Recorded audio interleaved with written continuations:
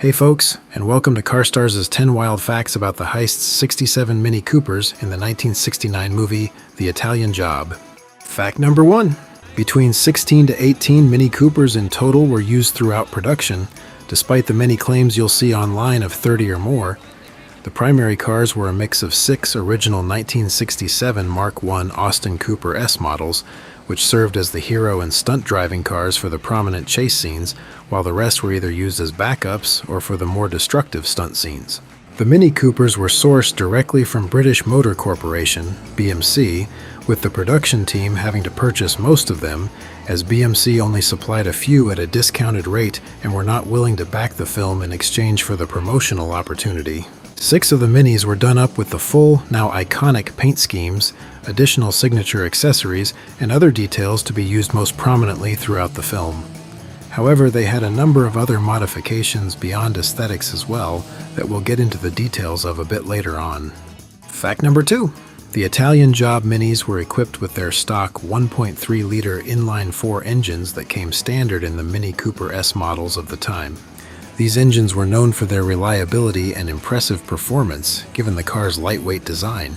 Producing around 76 gross horsepower and 79 pound-foot of torque, the Mini Cooper S engines allowed the car to reach top speeds of over 90 miles per hour, which was quite impressive for such a compact vehicle. Impressively, and I double-checked this to be sure, despite the demanding stunts performed in the film, the engine components were left unmodified, relying instead on the car's inherent agility, small size, and nimble handling to navigate the tight streets and tricky maneuvers. The 4-cylinder engine, paired with a 4-speed manual transmission, allowed for precise control during these action-packed sequences. While the power output may seem modest by today's standards, the Mini's light weight of just around 1,400 pounds made it incredibly responsive and fun to drive, which was a prime factor in why it was selected for the film, in addition to its Britishness, that is. Fact number 3. The Mark I Austin Mini Cooper S, introduced in the early 1960s, quickly established itself as a performance legend thanks to its innovative design and exceptional handling. The car was a creation of John Cooper, a well-known Formula One car builder, and Alekis Agonis, the original Mini's designer. Its compact size, lightweight frame, and superior suspension system made it ideal for rally racing, where the Cooper S became a dominant force. Its success in competitions like the Monte Carlo Rally, where it won 3 times in the 1960s, helped solidify its reputation as a serious contender in motorsports despite its small stature. In terms of design, the Mark I Cooper S model featured distinctive elements such as small external door hinges, sliding windows, and a minimalist interior that prioritized weight savings and practicality.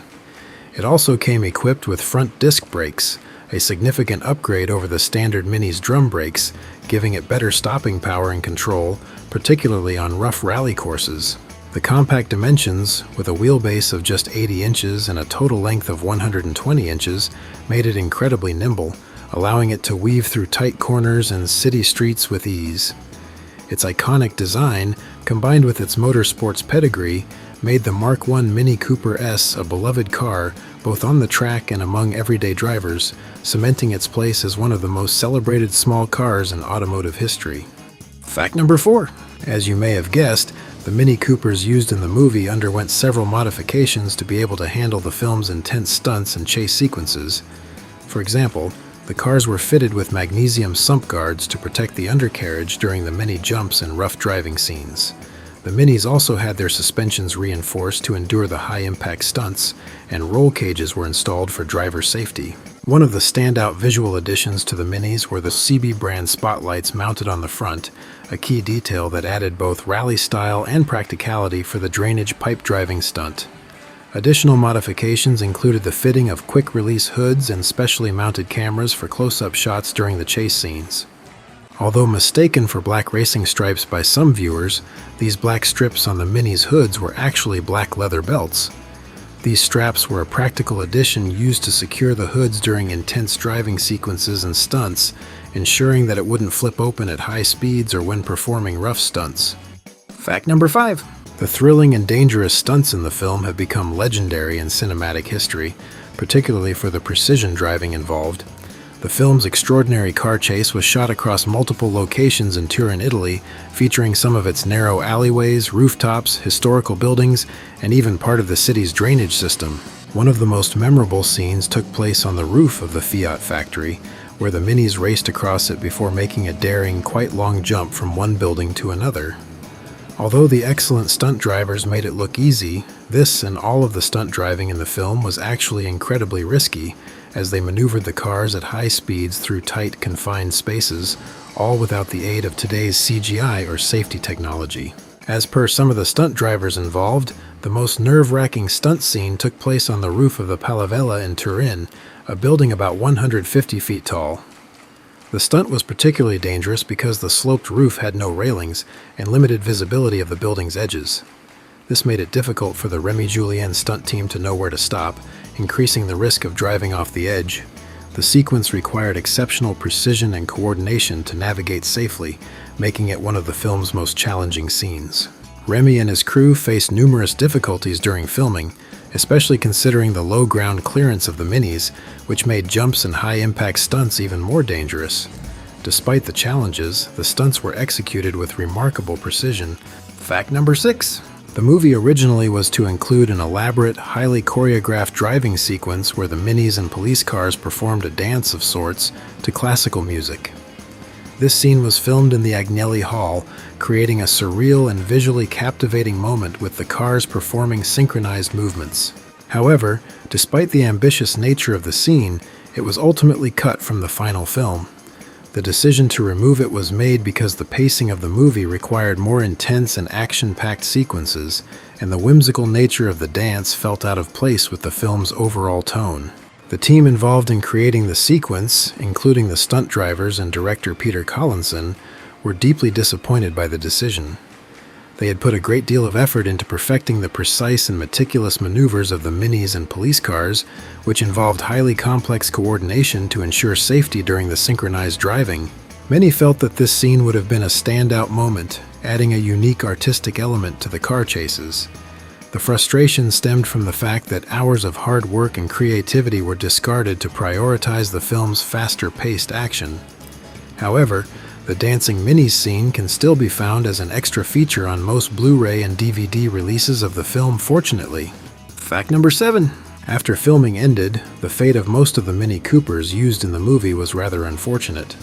Most of the several Minis were heavily damaged during the stunts and intense driving sequences, especially the iconic scenes involving the drainage pipe, rooftop jumps, and stair steps driving. A significant number of the Minis were reportedly scrapped or dismantled as they had endured too much abuse to be resold. Despite their starring role in one of cinema's most iconic car chase scenes, none of the original stunt cars have survived, fully intact anyway. Over time, parts from these original Minis were scavenged, sold, or lost. However, some remnants of the original cars have actually been rediscovered. In recent years, enthusiasts and collectors have sought out surviving parts, and some of these have appeared at auctions, though no complete original Italian Job Mini has been found intact as of present. Fact number 8. Although most may have overlooked it, in early 1969, one of the Mini Coopers from the movie, the White Mini, made a notable but brief public reappearance in a short film by the name of Vive le Sport, as part of an advertising campaign for Dunlop SP Sports radial tires and the Mini Cooper S itself. Identifiable by its white paint, hood belts, and CB lights, it was featured momentarily in a traffic scene as part of the narrative that focused on a promotional theme about British automotive performance. The short film highlights the Mini's agility and charm, showcasing the primary car of the ad, predominantly this bright orange Mini, in various scenic driving sequences, reinforcing the car's association with high performance and its unique capabilities. Despite all of the Minis from the Italian Job being scrapped eventually, as previously mentioned, this particular car's appearance in Vive le Sport suggests at least one of the former Italian Job Minis was repurposed for further filming industry work, at least this one time anyway, before its eventual dismantling. Fact number 9. Fan-made replicas of the Minis have become a popular hobby, with enthusiasts striving to recreate the famous cars. One such dedicated group is the community around ItalianJobMinis.com, which has built a trio of highly screen-accurate replicas of the cars from the film, with input directly from Remy Julien himself. Many fan-made replicas of the Minis, built to movie specs or close to it, have been created over the years and are occasionally displayed at car shows, events, or museums. Fact number 10. As for scale models, although there was little merchandise released from the original film, there have been a number of scale model replicas released since, which in part could be attributed to the 2003 remake of the film that revived the franchise then, and was also quite a success of a film itself. Probably the best direct replica die-cast models that you'll find out there today would be the 1/64th and 1/43rd scale replicas from Greenlight, and they are pretty well detailed for their small size too, as you can see. There doesn't appear to be any larger scale direct replicas out there at the moment, but there is one company I came across by the name of Buburago that have made up to 1/16th scale Mini Coopers, although these are no longer on the retail market and are tough to find. Looking into plastic model kits, although there hasn't been any direct replica model kits released that I could find anyway, you could base a replica build off of one of these Tamiya 1/24th scale Mini Cooper Rally model kits, if any of you talented model builders want to give it a go. I will put links in the description below to where you can get the Greenlight die-cast models and Tamiya model kit for those interested. And for those of you who haven't seen it yet, I also have my own diecast car channel named Show and Tell Diecast that I display and detail my diecast models that I add videos to also. I will include a link to the diecast channel in the video description below for those interested. Well, there you have it, folks. Thanks for watching, and make sure to hit that subscribe button if you like what you saw here. You guys are all great. See you next time.